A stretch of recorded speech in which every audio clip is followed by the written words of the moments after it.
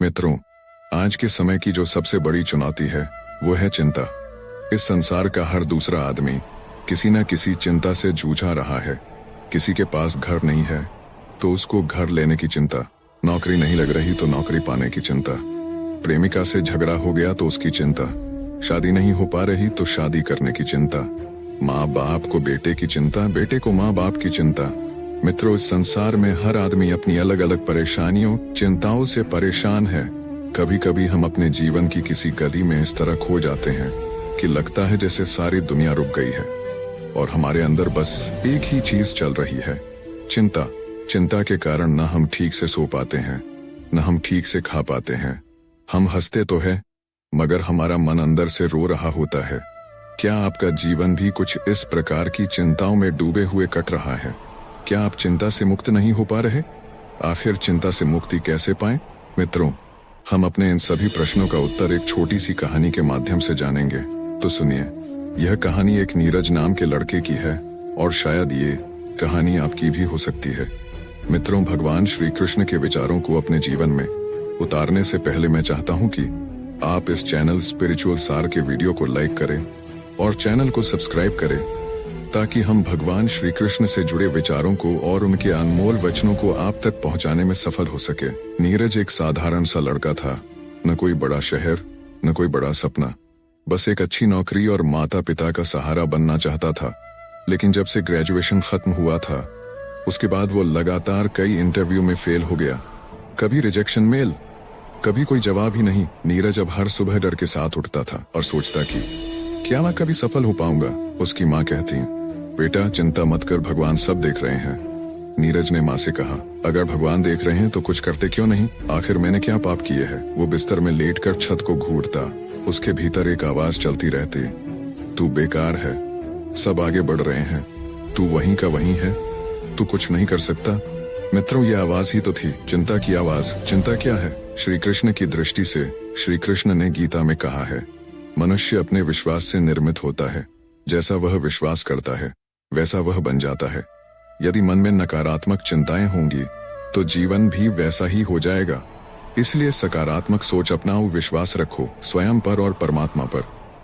जो कुछ भी होता है वह ईश्वर की इच्छा से होता है।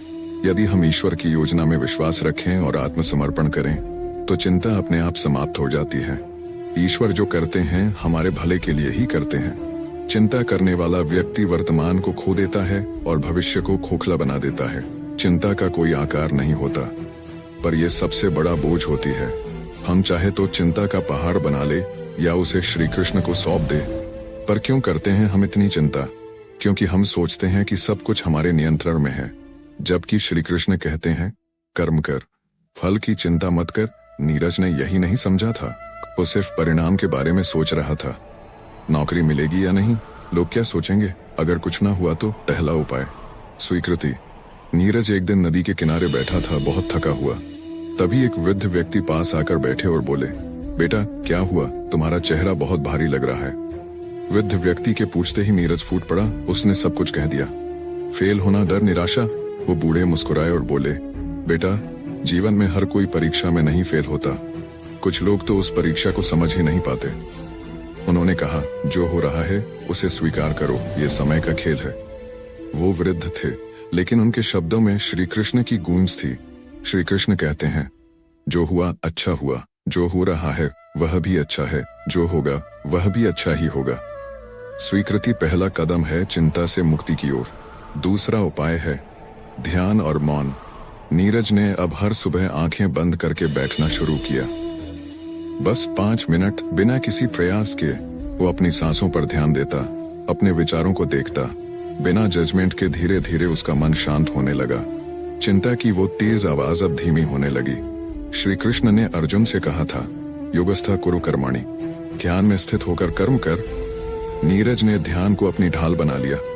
जब भी चिंता आती वो आंखें बंद करता और श्री कृष्ण का नाम जपता। तीसरा उपाय समर्पण भाव। एक रात नीरज ने आसमान की ओर देखा और कहा, हे कृष्ण, अब मैं हार गया हूँ, अब तू ही संभाल।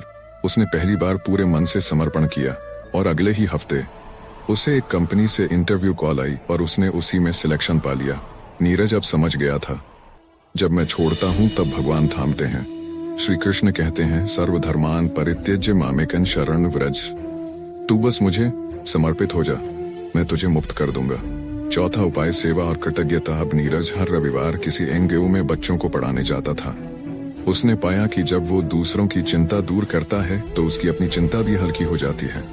और हर रात वो अपने डायरी में लिखता, आज मैं किसके लिए आभारी हूँ। माँ के हाथ की चाय, दोस्त का फोन कॉल, खुद के हिम्मती प्रयास। श्री कृष्ण ने कहा, जो हर परिस्थिति में प्रसन्न है वही मेरा प्रिय भक्त है। चिंता का सबसे बड़ा इलाज है कृतज्ञता और सेवा। नीरज अब सिर्फ नौकरी वाला लड़का नहीं, बल्कि वो अब खुद में एक शक्ति बन गया है। वो दूसरों को बताता है, तुम चिंता नहीं हो, तुम चेतना हो। उसकी आंखों में अब डर नहीं, विश्वास है। उसके मन में अब घबराहट नहीं। श्री कृष्ण का नाम है, हे कृष्ण, जब मन डगमगाए तो तू मेरी बुद्धि बन जाना, जब चिंता सताए तो तू मेरा सहारा बन जाना, जब मैं हार मानूं तो तू मेरी पीठ थपथपाना। मैं तेरा हूं, तू मेरा है, बस यही संबंध कभी न टूटे। चिंता से मुक्त होना संभव है। अगर आप भी नीरज की तरह हैं तो याद रखिए, चिंता छोड़िए और भगवान श्री कृष्ण के विचारों को थामिए। वर्तमान में रहिए, स्वीकृति लाइए, ध्यान कीजिए, सेवा में मन लगाइए और सबसे बड़ी बात, श्री कृष्ण में समर्पण कीजिए। मित्रों, अगर आपको यह वीडियो पसंद आई हो तो हमारे चैनल को सब्सक्राइब करें और वीडियो को लाइक करें। जय श्री कृष्ण।